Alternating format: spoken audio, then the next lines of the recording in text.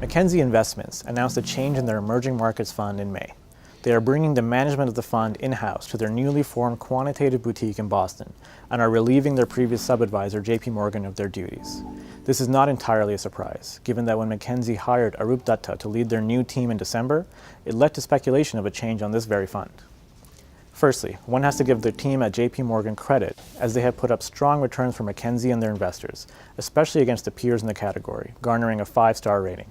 At first glance, it's hard to say with any conviction that investors are better off today than they were with JP Morgan at the helm of the fund. And going forward, advisors and investors will have to question whether this new team will be able to replicate that success. They're using a very different process, taking a quantitative approach to picking stocks, which will again be a change from the bottom-up, fundamental approach taken by the former subadvisor. Taking a fund in-house is never an easy decision, especially with the obvious motivations like cost savings, always casting a firm's motives under suspicion. While history here is mixed, it's not a bad sign on its own. RBC Global Asset Management, for example, did it with success when they put the foreign funds at PH&N that had been sub-advised by Sky Investment Council and gave them to their in-house global equity manager, Habib Subjali. Like in the case with Dutta, Subjali had a strong track record at his previous firm and kept his team intact when joining GAM. What distinguishes RBC's case, though, is that the fund had been underperforming under Sky.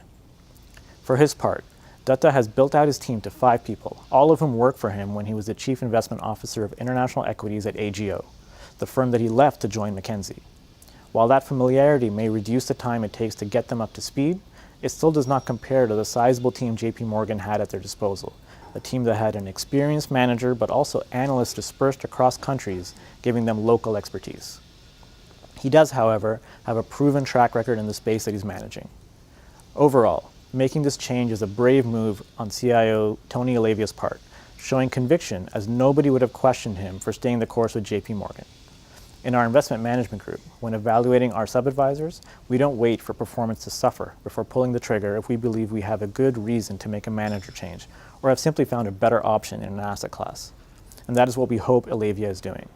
He is, however, banking on Dutta and his team fixing something that wasn't broken, and his investors will be hoping he's made the right decision.